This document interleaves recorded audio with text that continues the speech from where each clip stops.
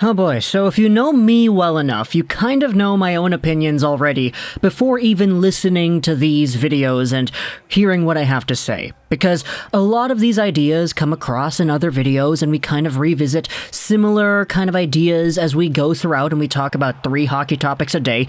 So when Dave Feschuk went over onto what was it, TSN Overdrive with Gord Miller, there was no Hayes, no O-Dog, no Miller on this segment, it was just Feschuk and Miller. And he talked about how his beloved Buffalo Sabres team should be humiliated by Owen Power. I kind of went out there and I was like, what an interesting take. Now, we're talking about a few Sabres guys today, and I apologize first and foremost if any of these guys, one in particular, happens to be traded by the time this video is uploaded, then that's my bad, because this video is being recorded on Saturday, August 21st. But for Jack Eichel and for Owen Power, we had ourselves a few things that happened over the past week that you could say, maybe, are the Sabres humiliated by this? Is this a humiliating thing for the Buffalo Sabres right here? For Jack Eichel, it was pretty simple. It was literally defined in one facial expression. No words, no nothing, literally just an emoji. So if you want the context on this, Jack Eichel made himself a brand new Twitter account in August of 2021. He got verified right away, so we kind of know it's Jack Eichel. The @ is @Jack Eichel. His bio reads number 9, and then the American flag. And then he only really has 2 tweets on his profile. The first one was from August 6th. It was him kind of trolling a media member. It was John Vogel of The Athletic, and saying, yeah, no, this is a confirmed Twitter account. It's actually me. And then his second tweet was posted on August 19th, and it was just this. Just a little emoji right here. No big deal, right? There's no real implications behind this one facial expression. It's not really anything set in stone, no verbatim words being pushed out here. But Jack Eichel, if you know the context of the entire situation right here, could probably accurately define the way that he's feeling with this emoji right here, because we all kind of know he's been wanting a trade for a while. The agent came out here and said that they requested a trade a long time ago, and they're disappointed in the Buffalo Sabres for not going out there and trading him. They contradicted the Sabres when the Sabres said, we're in control of the situation, and the agent was like, no, you're not in control. We asked for a trade a long time ago, and you still haven't given it to us. What gives, man? And so, because Jack Eichel has been frustrated, to say the least, frustrated the past, few years. He's a competitive guy, and he's been playing in Buffalo ever since 2015-16. They haven't done anything aside from, winning a few other draft lotteries here and there with Eichel on the roster.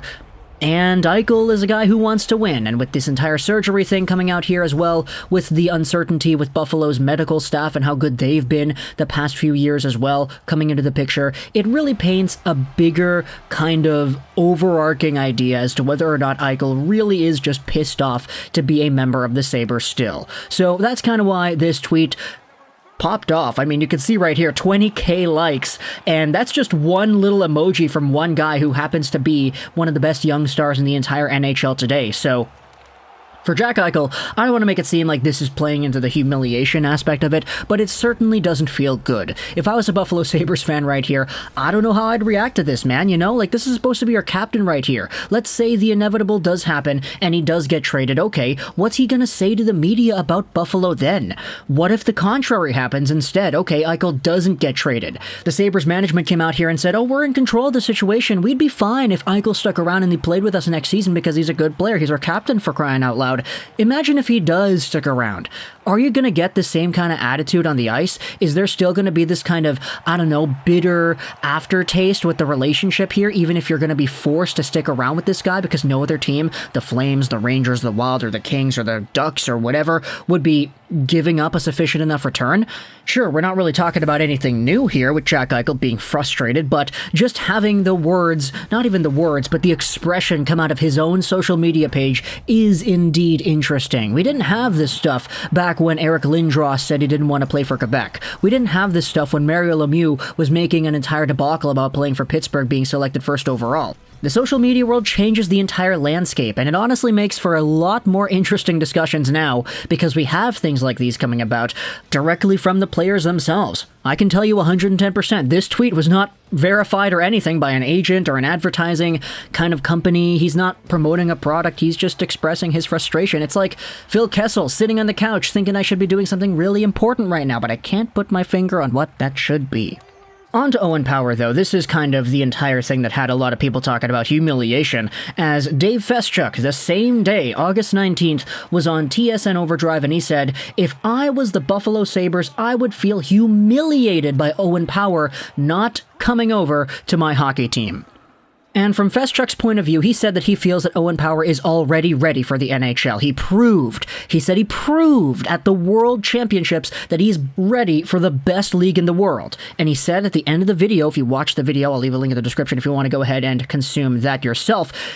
He says that Owen Power will do nothing with another year in Michigan. He says that he will stagnate for a year, and that there's nothing to gain by playing another season in Michigan. And you know what? That's kind of where I disagree, because that's kind of the difference, I think, between looking at analysts who actually watch games of Michigan Wolverine hockey and then just see Owen Power play in one tournament and decide the entire profile of this player based off of that one tournament. We've seen it many times if you've been watching the Michigan Wolverines this season.